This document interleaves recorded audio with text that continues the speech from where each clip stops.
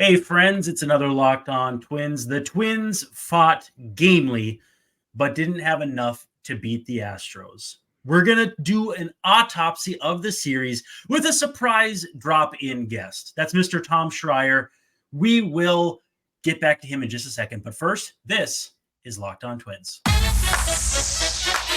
You are Locked On Twins, your daily Minnesota Twins podcast. Part of the Locked On Podcast Network, your team every day.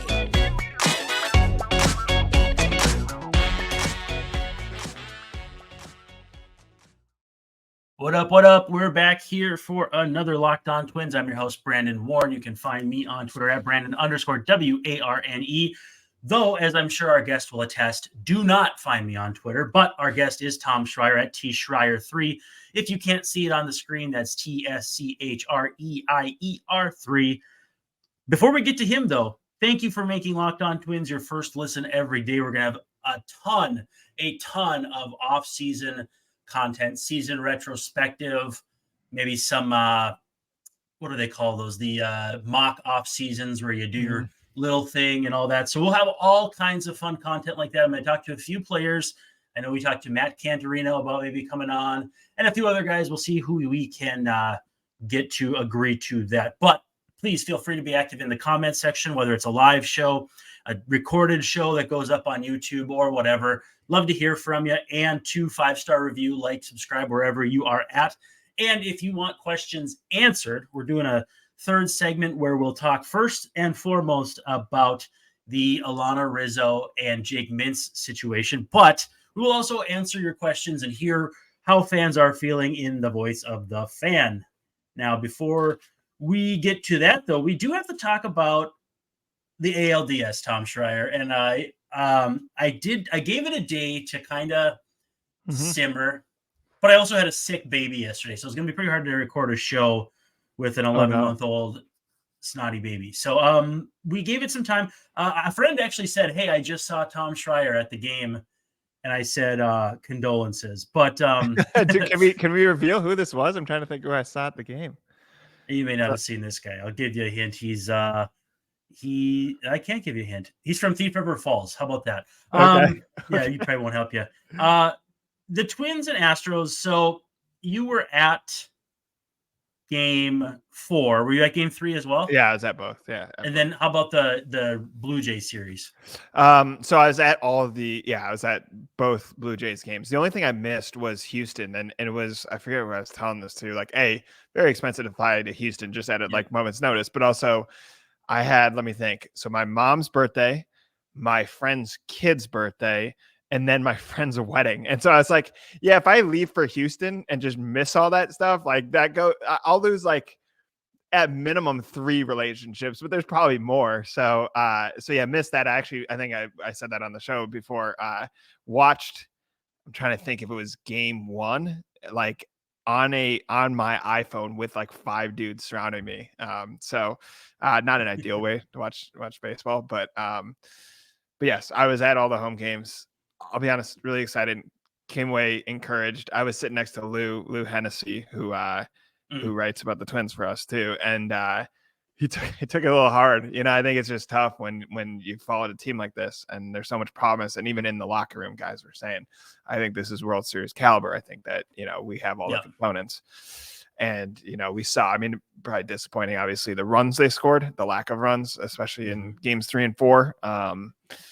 But yeah, came away encouraged with Pablo Lopez and kind of the young core they have and the veteran stars. So, yeah. Well, and I pulled some good data. You're right, though. No disrespect to H-Town Wheelhouse or my friend Bobby Vasquez, who drives the train at Minute Maid Park. But Houston is not worth sacrificing relationships for. So no. But yeah, so at the outset of the series, I made the proclamation on this show that I thought the teams were actually pretty well matched up. Twins offense against the Astros offense, clear win for the Astros coming into the series, after the series, obviously. But you come in you kind of give the nod and the edge at starting pitcher to the Twins. And then the bullpens, I think both had their pluses and minuses. Twins maybe a little less proven, Louis Varland. Chris Paddock, guys that just haven't really done that role. Yeah. Whereas the Astros had experience in the back end. You and I obviously both very familiar with Ryan Presley, but Brian Abreu had a crazy year. Hector Neris, the Twins got to game one, I think, was the 3-run homer, and then the homer by Royce. Polanco and Royce going back to back, if I'm not mistaken. Yeah. But again, experience, whereas the Twins, a little more fireballers, but less predictable. What would you agree with that assessment? And then kind of like, what was your early vibe? I felt like the Twins were going to be up against it just because of experience, but I also was encouraged by the fact that they showed up against Toronto, which I think a lot of people were concerned they wouldn't. Yeah, I mean, I think it's easy to look now, and I think people go like, don't take it for granted, but like, it feels less significant that they beat Toronto because they lost to Houston. I know that's kind of weird, but it's like Houston's a different caliber team. You got that close, you kind of want more. I mean, this is the truth is the Twins will set a standard for themselves. The standard is no longer, win a playoff series, win a playoff game. It's going to be, can't get stuck behind the Astros or whoever ends up being the best teams in the AL while the Twins are so relevant. But yeah, I mean, I think Lopez stands out obviously because people didn't love the trade because it was Luis Urias, who was hitting 400. Admittedly, he turned on ESPN and like they just had a ticker running, could Luis Urias continue this the whole season. It is funny that he dropped his relative here to 350 around the time Lopez started to drop his ERA below 4. I think any of us following the team closely knew, if you looked at FIP, WHIP, all this stuff, like he'd been good most of the season, but this is a next level good that he was in Houston. Like top 10 in Fangraphs WAR. I think he and Sonny might have actually both been in that vicinity. And Sonny just feels different. Obviously, veteran, you kind of expect something different from him. He also just doesn't have the endurance, that a younger player does. I think around 80 pitches, you start to see him tail off a little bit. Ed Julian, I just really, really impressed all year. Like his at-bats, the fact that he came up and kind of seamlessly fit in with the team, obviously allowed them to move on from a rise, but like kind of forced his way in the lineup. I think has improved a little bit defensively. I mean, I think there's still, especially balls in dirt and stuff, there's still some concern there, but I thought he was fantastic. It goes without saying, Royce Lewis, like it still doesn't register in my mind that he actually had 2 home runs in the Toronto game, because like that just seems insane in my mind, given the lack of scoring and given how young he is. But for a guy, 2 ACL injuries, I think going back to when he was drafted, and people remember he's picked over, Hunter Green, who people wanted because he could play both ways. He was on the Sports Illustrated cover. Like they kept saying, the Twins kept saying like, well, Royce Lewis has this it factor. He's a leader. He has delivered in that. Like he does have the it factor. He's super clutch. He also was has been a leader throughout this as a younger player. I think, Correa, like there is something about like a guy who battled a terrible foot injury all year, played well defensively all year, but delivered defensively. His average was incredible. There's even like, I'm trying to think that liner he had that the shortstop caught. I can't remember if that was the last at bat he had. I know he was on deck when the one where he smacked the helmet and broke it. Yeah. I mean, that came off at like 100 something miles per hour. Lewis, when Bregman made a hell of a play where he dove, I think that was like 105 out the bat. Lou had like something up like Baseball Savant or something, that had all this stuff. But like, there were times, as much as this team needs to be so much better, that I'm saying the Twins, when guys are on base and scoring position, there were times like the Astros made plays, you know what I mean? Or they just got unlucky. So obviously with Correa, been impressed. Listen, I'm impressed Buxton took an at bat. I know it was a pop out or whatever it is, for real though. But like for a guy who there's no way he wanted to be left off the playoff roster. There's no way the Twins want to do that. Like just where he's at medically, I hope to see him in center. I hope to see the full Byron Buxton that we saw right after he signed that contract. But like for him to get back, I thought that was a cool moment. I'm probably missing something, but there is this good mix now of like young, the Lewis, the Julians, the guys kind of in the middle. Jeffers, bad playoff series, but I think Jeffers has been good. Obviously Pablo Lopez.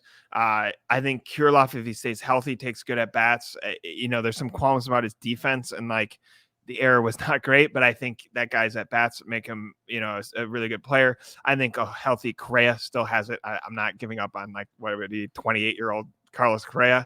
And part of me thought like you're never gonna have perfect health, but like to go through the Buxton thing, the Correa thing, Lewis battling things, Kirilloff battling things, like a lot of these guys were really impacted by by injury. I think the exception would be, I think they only used 2 catchers for the first time since like 1994. Someone else stated that stat, but that seems insane. And the pitching staff stayed relatively healthy, right? Duran, Jax fluctuated, but healthy. And you mentioned, like, I do think some of these young guys really stepped up. Louis Varland wants to be a starter. At the very least, we know he's effective in the bullpen. I think he gets close to 100, right? And like the 93-mile-per-hour cutter, I was talking to a couple scouts who kind of sit in the press box and like just gathering basic information. They said, look, the cutter's as important as him throwing that hard because like it kind of keeps it off the middle of the bat. So I think Varland really impressed. Obviously, Michael A. Taylor bailed Varland out and also was like one of the best pickups. The thing that like the Taylors and the Solanos and some of these guys that seem like low wattage moves, Brock Stewart, like for him to come back and the way he was throwing. And I think there's something about Paddock too. Paddock's not of the magnitude of player that Royce Lewis is, but like you think of all these Tommy John surgeries and like, what do they have in him and why did they risk taking this trade, making this trade? That trade has been a saga. You know what I mean? Pagan looked good really towards good. The end. Paddock looks like he could start, which is huge given you may lose Gray or Gray may like price himself out, right? I mean, you got to be a little careful with the guy who really has stuff, really works hard. I think he's a really interesting guy, but like he's getting older. I don't know if you're giving him a 3-year contract. I don't know how that, how the market will work, but, but yeah, that's what I'm saying. So like you need the Paddocks there. I think they would love to get something out of Varland as a starter. I don't know. That's an unknown. Admittedly, that's an unknown, but I know he could be an effective reliever. Even like to see a guy like Jax bounce back. I mean, truthfully, they got fortunate in a lot of ways. Like the fact that Brock Stewart, I was asking him, I'm like, is it how much? And he's like, oh, they have team control until like for like 3 years. You know what I mean? Because of like how weird his career has been. Thielbar probably isn't the most beloved guy by fans right now, but like I think Thielbar is an important lefty. And that guy's 36. He's still a good pitcher, yeah. And he was not out of Major League Baseball, but like you know what I mean? He was out of Major League Baseball from like 15 to 2020. You know that he was coaching. He was coaching. Yeah, he's gonna go coach at like Augustana and stuff like that. So like I just think the best thing that happened, I remember being on a podcast with you, I think trade deadline, right? And like we were talking about like, would they clear out the front office? Is Rocco in trouble because of how the first half they were a little above 500, I think, and then they finished strong. I said at the time, the reason why I don't want them to be cleared out, aside from these are all good people, it's very funny that Falvey and Rocco are Boston guys. This may be karma coming back, right? You think of how much Boston not stole players. The Ortiz thing, yeah. KG, Ortiz obviously was a mistake there. KG, they made a mistake. Are we back? Yep. Lost you for a second. Okay. Yeah. Sorry. They used, Boston used KG and Ortiz and Moss and all that success. Maybe it's only right that 2 guys from the Boston area, I know Rocco's Rhode Island, but like come back and kind of, help the Twins out here. But I think there is not only like a strong core here, diversity in age, meaning like, obviously veteran players, kind of guys right in the beginning of their prime, and then the Louis Julian types. But there's guys in the system. And I think the number one thing they're going to have to do is you can't give up too much right now to get over the edge. I actually think at this point it's time to spend, right? I mean, like if you go get a pitcher, go get a big right-handed bat, right? But I think their sustainability, they're aided by the Central not being very good. You got to win more than 87 games. When I look at it, it's very weird to take like season series from like Houston and New York, like the Yankees, and then like lose it to Detroit. But like, they got to take care of business. You can't have these slip ups, in Kansas City and stuff. But like in general, they've built this really strong core, and I think it manifested. And I think the number one thing now is get playoff experience so these guys aren't antsy when there's guys on base. Obviously make sure that all the relievers and starters are ready to go in high pressure situations. I think it was really encouraging, for example, to hear Joe Ryan go, yeah, I feel like the regular season isn't going to feel as special anymore. It's like it won't because you pitched in the play, albeit briefly, but you've pitched in the playoffs. And I think, get guys in that mindset. I think Correa had a good message where it was like, you got to hate this. You got to hate the fact that you got this close and it came up empty, right? But then get the spare parts, right? And that's when you start spending the money is go get the pitcher, go get the right-handed bat, because you want sustainability here. You know, you look at these, like the fact that Houston 7 straight ALCS, I believe, like that's why they're successful. It's that they're always there. The Yankees used to be like that. I think they will be again. You know, and Probably. I think, some of the best teams are just there. They give themselves a chance over and over again. The players get used to playing in the playoffs. And when I talk to most of those guys, they said it helps having veterans and stuff.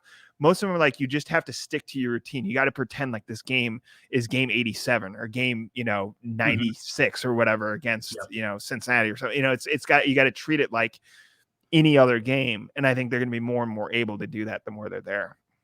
Yeah, no question about that. We do have to talk about our friends at Sleeper, and then we'll come back and talk about the pitching plan in Game 4, a couple of replacement things, and then I have some really good numbers on the statistics of the series, including Twins hitters outside of Carlos Correa and outside of Royce Lewis, and the same for Astros hitters outside of Yordan and Yordan Abreu. But first, we do have to talk about our friends at Sleeper. Easy for me to say. The MLB playoffs are here, Tom Schreier, which means the clock is ticking on your chance to make 100 times your cash on daily fantasy baseball. Baseball has never been more exciting than it is now, especially at this time of year. I mean, what more could you ask for? Really fun, young teams, exciting teams like the Diamondbacks in the NLCS. The Phillies are about as fun as could happen. And who doesn't want to see Jake Cave win a World Series, right? And then on the other side too, obviously, we saw up front, up close and personal, how the Astros are still the Astros. And Texas could be interesting. Haven't gotten anything out of Jacob deGrom this year, but who knows? You can, though, bet on these games. What is happening in these games? You pick more or less on stats for these guys, like homers, hits, strikeouts, all kinds of things, more than you can imagine.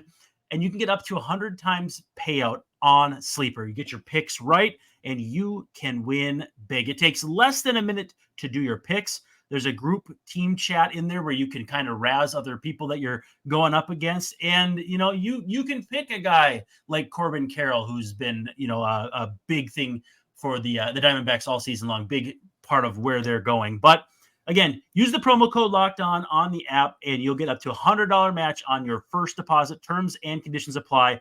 But if you see Sleeper's terms of use for details, you'll get that all taken care of. Again, use the promo code LOCKEDON, and you'll get up to $100 match on your first deposit. It's sleeper.com/promo/LOCKEDON. Up to $100 match on your first deposit.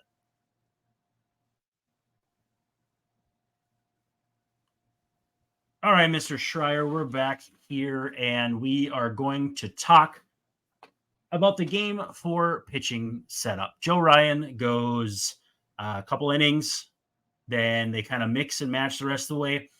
I want to know what you thought about it when you kind of figured out what was happening. Yeah. And then how you felt about it after the fact. Because for me, first of all, I even said on the show, I suspected that Joe Ryan would go at very most 4 innings. I expected 3 innings, and we end up getting a little less than that. But in general, it's a do or die, go home, stay home situation. I endorse it, and they held a very good Astros team off the board for most of the game. I thought it was good, and I was happy with how it worked out. What say you? Yeah, so I'm trying to remember. It's funny. It was Brantley, right? The bomb and the 2-run bomb. Abreu. So 2 former AL Central, foes, which was interesting. One thing I thought of was Joe Ryan. So Joe Ryan had a weird situation where he would have pitched Game 3 against Toronto, right? So then he's like skipping his regular rest, and then I think he was bullpen available in Houston. So I think you said that after the fact. Yep.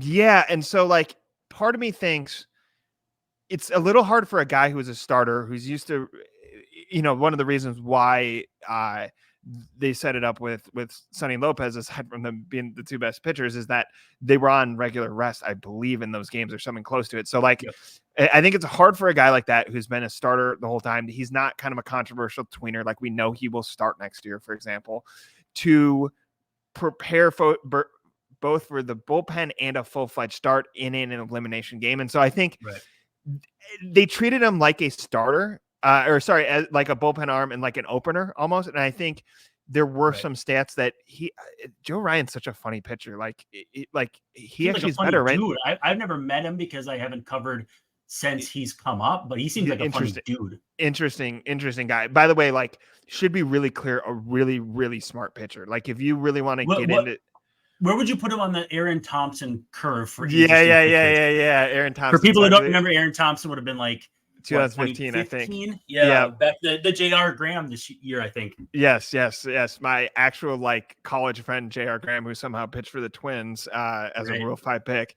But yes. But so Thompson was the lefty who Mulder leaned on in 2015. It's a really big pull, but also one of my favorite dudes. He's not Aaron Thompson's a different kind of guy. I think like Aaron Thompson like actually is almost more, it's a weird comp, but like Pablo Lopez like was going to be a doctor. I think this is kind of out now, but like, he was 16, he qualified in med school. I've talked to Lopez a lot about how like he actually learns better in classrooms. Like, weirdly, he'd actually be better off as a football player. Think of like how like they all sit in a room with a PowerPoint and, the defense goes through.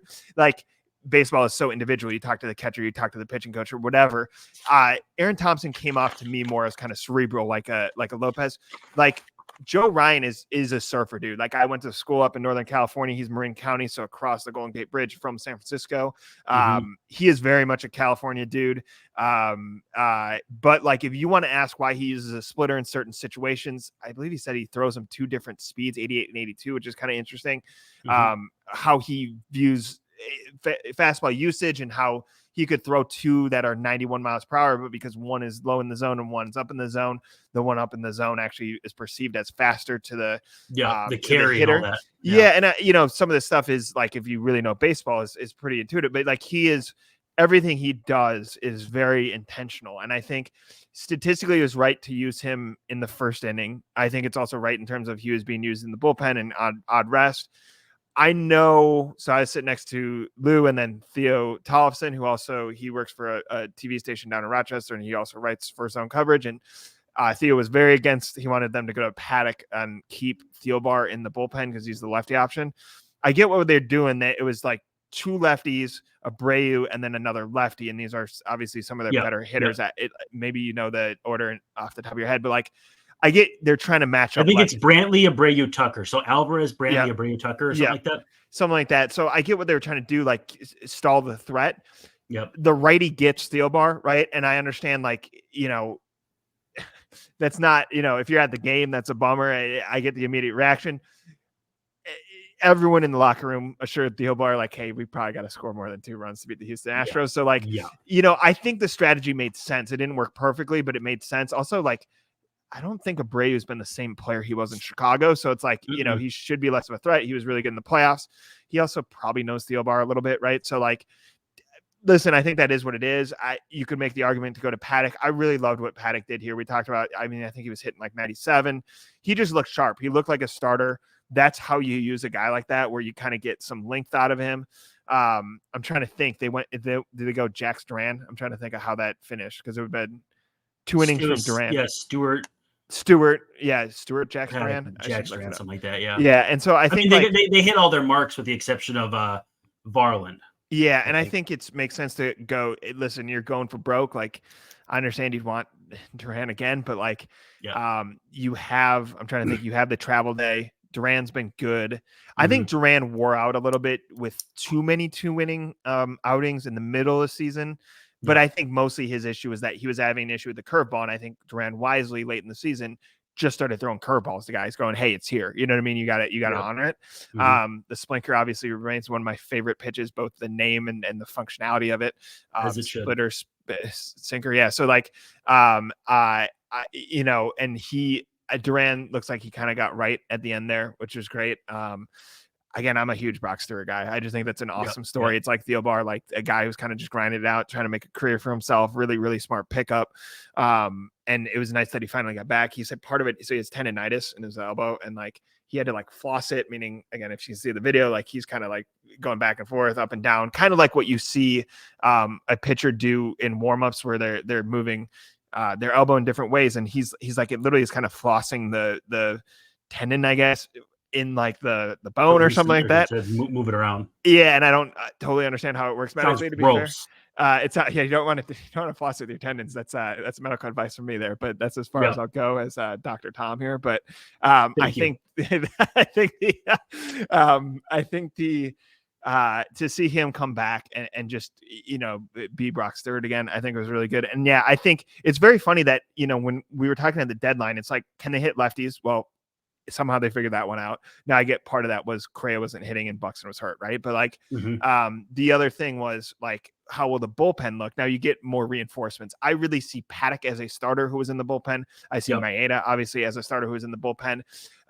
Louis Varland is that tweener, but like by definition he did make starts, and I think he also doesn't have trouble going inning to inning, meaning like he doesn't cool off. It's the Duran effect. The most surprising thing actually in that game is so out of hand, it doesn't matter, but that Ober, and maybe it just Ober faced better hitters in the second inning pitch, but like I thought Ober was just going to walk out of that game, and like he actually weirdly had the inning effect. And I've been a Bailey Ober fan all year. I think a great development story, and like I think he'll be fine pitching next year. But yeah, I mean, I think it's so funny that like we talk so much about it's a marathon, right? With baseball, and like you got to be patient every day. And there's just games where there's weird outcomes and stuff. And you go from that to this, where you're literally like doing everything you're not supposed to do. Like just throw Ryan out there for like not even a full inning, throw Theobar out there early. You know what I mean? And like you trust in Paddock was as good as he was early in the season, and you didn't even like see him, but like, I actually think that approach was right. I think really my qualm with this team was hitting with runners in scoring position, because even the game that was 9-1, so game 3 that was 9-1, like there were opportunities to tie that, and I think the tenor of the game changes. And so like again, maybe they just lose 9-5, but it's just like, to me, that's I don't think that's how it goes. I think it's more you turn into a 50-50 game. For reference, ESPN gave the Astros an 80% chance to win after the first inning. That's the 4-run first inning. Like, you are literally changing the momentum dramatically at any point if you can score those runs. So for me, I think that's the biggest thing is like, can't complain about Royce Lewis too much, but it's like, hey, you're Royce Lewis, you got to deliver here. You're Julian, you got to deliver here. Like it's young guys. It's obviously Correa. It's if Buxton comes back healthy, like it's guys like him. And I think Jeffers, stuff like that. Like I was a little surprised, frankly, because I really thought Jeffers came on late in the season, but that's my major qualm with the team is like, and that was all season. All season, you'd have guys on the corner, and you're like, how is it harder to hit in this situation? It's something that got to fix. Yeah. So let's take a quick second. We're going to talk about our friends at FanDuel. When we come back, we will go over some data from the series, and then I'm going to ask you quickly about the latest controversy on the national media scene. But first, our friends at FanDuel. October baseball is back, and you can make your postseason debut with FanDuel. That's FanDuel, America's #1 sportsbook. Join FanDuel today, and you'll get started with $200 in bonus bets guaranteed when you place your first $5 bet. Doesn't matter if you win, lose, whatever. Just visit FanDuel.com/lockedon and create your new account. Then you can get in on the action from the first pitch until the final out. Bet on everything from strikeouts, home runs, to who's going to win the game and everything in between. And if you don't want to wait the whole game to get the W, you can predict what will happen with a quick bet, which is just what's going to be the next at bat. Head on over to FanDuel.com/lockedon right now. Step up to the plate this postseason with $200 in bonus bets guaranteed. That's right. You place your first $5 bet, and that $200 is guaranteed whether you win or lose. Make every moment more with FanDuel, official sports betting partner of Major League Baseball. All right, so we're coming down the home stretch here. I got some data for you, Tom Schreier. Twins in the series had a 681 OPS, a 198 batting average. Obviously not going to be good enough, right? Astros 888 818 OPS, twice as many home runs, 10-5. Yep. Way fewer strikeouts, 37-52, but they hit 261. Pitching wise, Astros starters had an ERA of 3.0. Astros relievers had an ERA of 3.60. Twins starters 4.5 and 5.21 from their relievers. So when you look at those numbers, you understand that they lost that last game pretty close. There's a path where they could have won this series by stealing it, statistically speaking. Now, yeah, I do want to get into depth one more thing. Twins, obviously we know Carlos Correa had the biggest numbers, and then Royce Lewis right there as well. Actually, I mean, either way, you could say, I guess, both. When you look at this offense without Carlos Correa in the postseason, this is the entire postseason, it's a 173 batting average and a 629 OPS.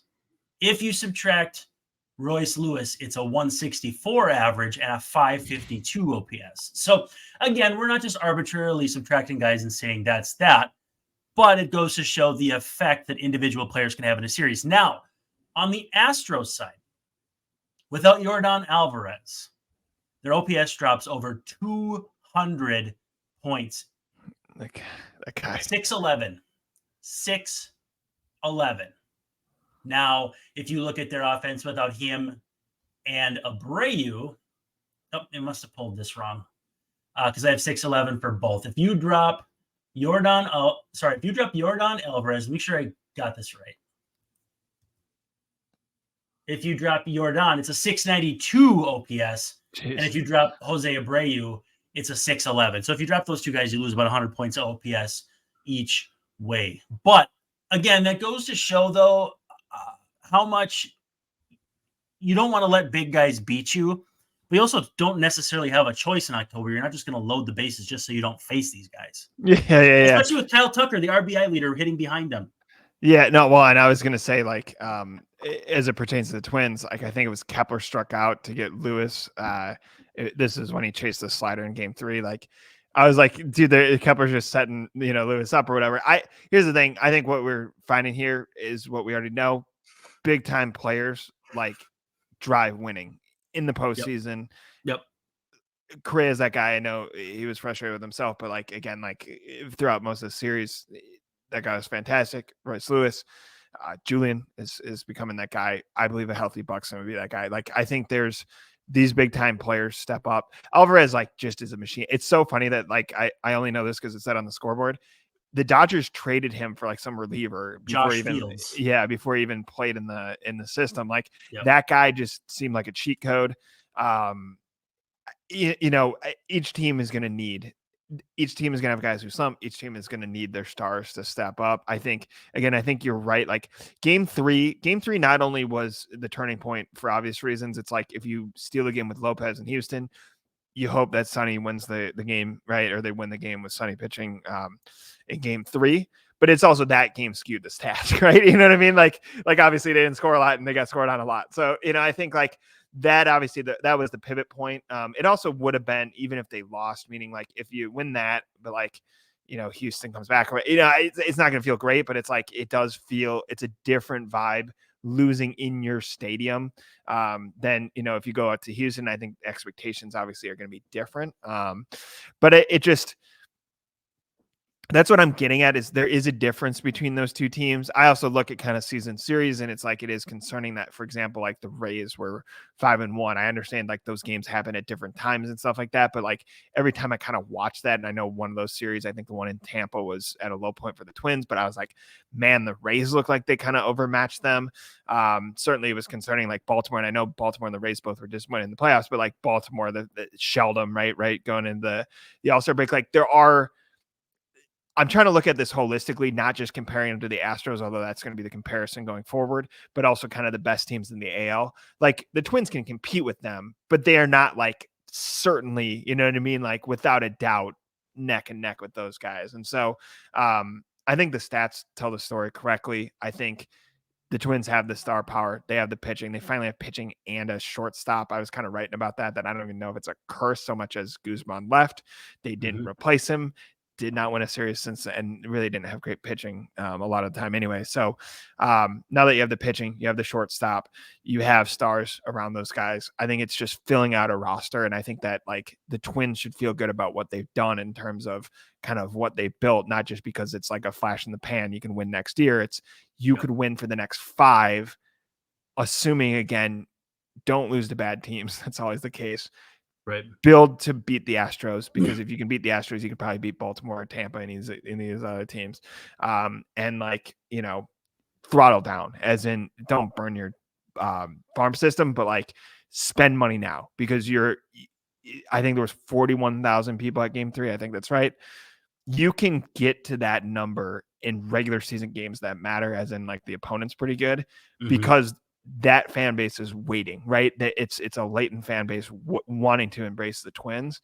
And for the first time since basically 2004, I know there have been highlights since Bomba Squad, all that stuff, but like, you know, certainly some of the 2010 like Mauer years, but like this is the first time you actually have proof of concept that you've won in the postseason. You've hung with the Astros.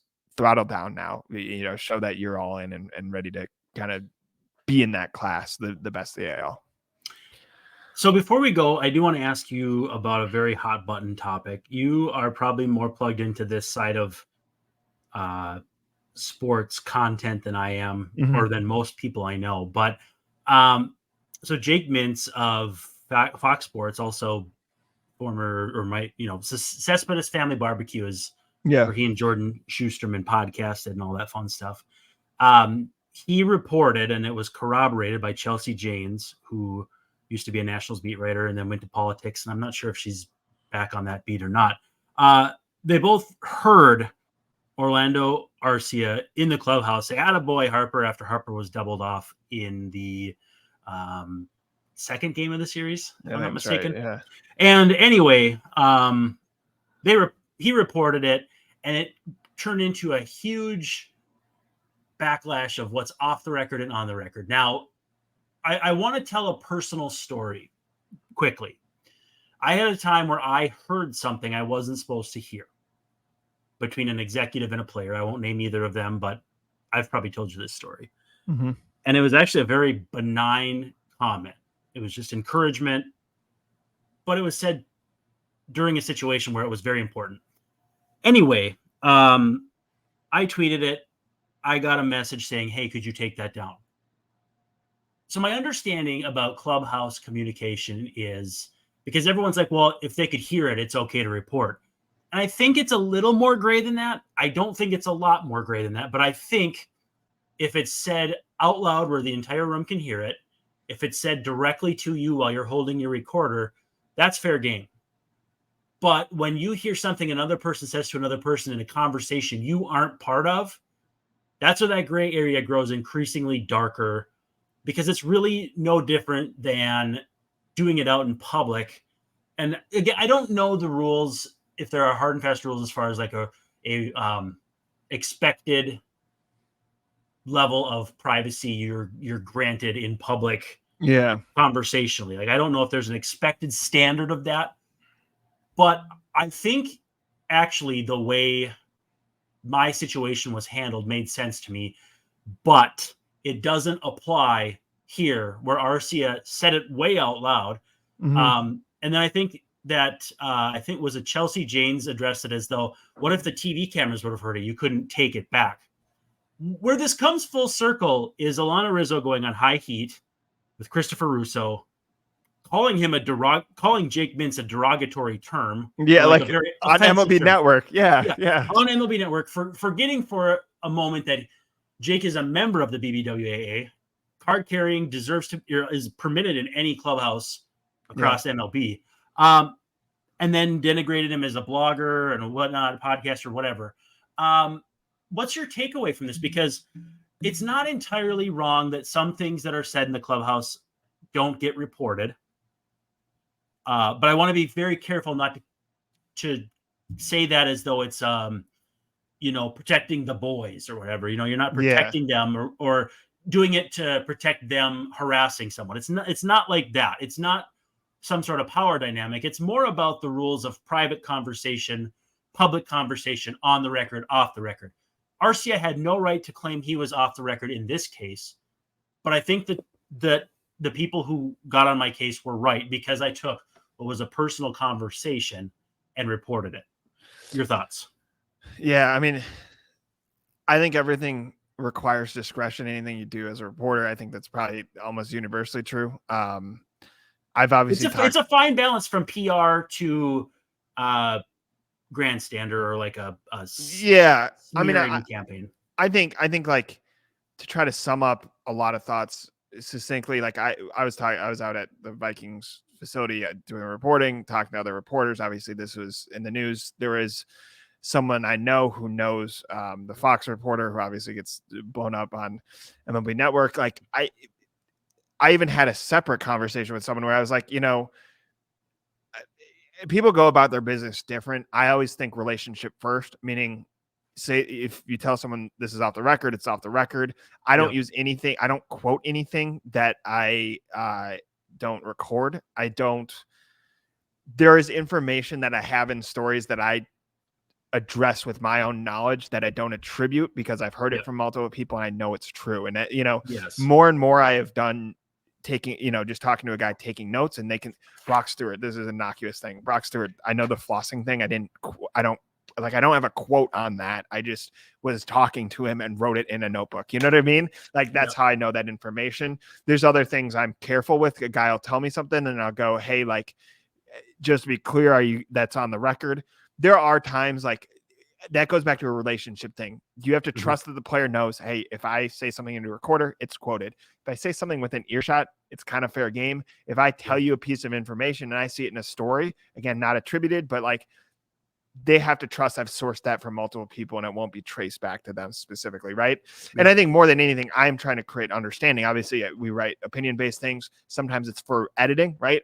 Like one of our guys writes something about Joe Ryan. Sometimes I will just go ask him like, hey, Baseball Savant says you're throwing these 4 pitches. He might go, yeah, but they're identifying this pitch and it's actually this pitch. And literally that happens. Balazovic has like that happened with Tyler Duffy back when they kept saying he was throwing a slider and it was just a different shape on its knuckle curve. Yeah. And I think like, I know it's happened with Balazovic. I know it's happened with Ryan. I'm trying to think there's a handful of these guys who throw a pitch that like Savant just doesn't pick it up or whatever. But like, regardless, like I'm just trying to get information through. I'm trying to have an informed opinion. I'm trying to, with the website, create understanding, and we are not going to get everything right, but I'm trying to do it as, precisely as possible. There are people who are in there who, look, I read the room. If I'm like, hey, that guy's kind of wandering away from their locker, like I can just grab him later. Sometimes I just tell a guy's in a bad mood and I'm like, why would I talk to him now? I can wait until, maybe they're in a better place. There are times you go in and you go, hey, Caleb Thielbar gives up a bomb in a playoff game.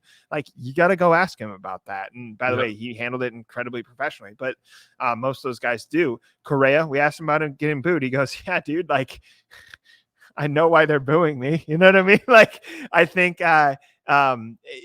you have to give these guys an opportunity, obviously, to say their part. And some guys really handle it well, right? Take responsibility.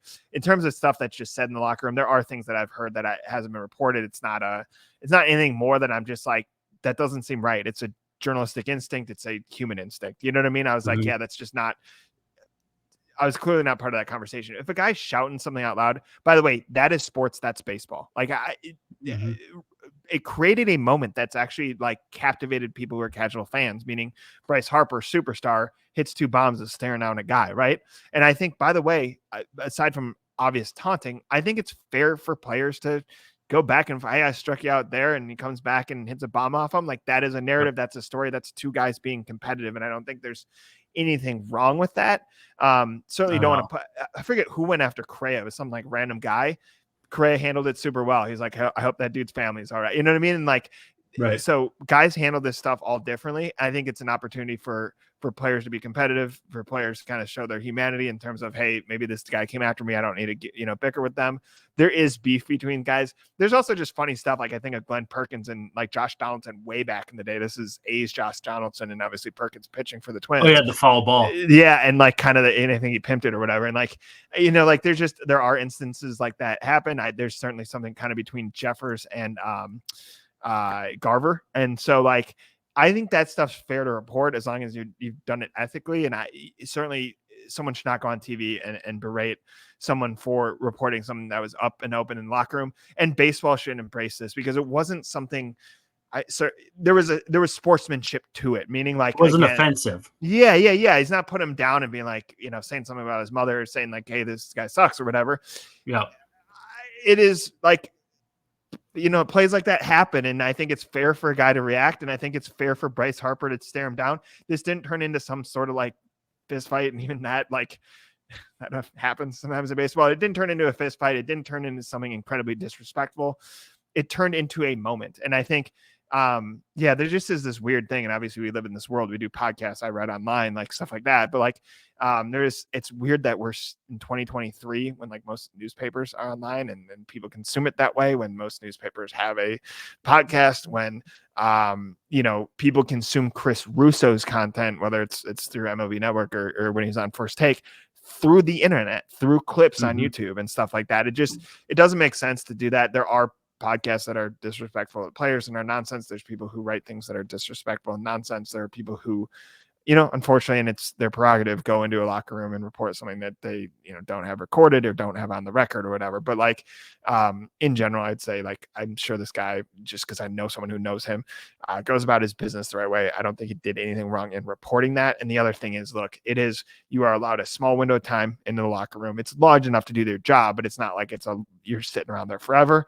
There are parts of the locker room you can go into, players can, to avoid being overheard by the media. Also, I am very much of the mindset that there are times where privacy is warranted. It's not right for me it's funny, like Falvey will have his meeting with, and Levine will have their meeting with Rockcroft or Games with the door open. But like for obvious reasons, I can't just walk in there and be like, hey, can I get 5 minutes? You know what I mean? Or like, yeah, right.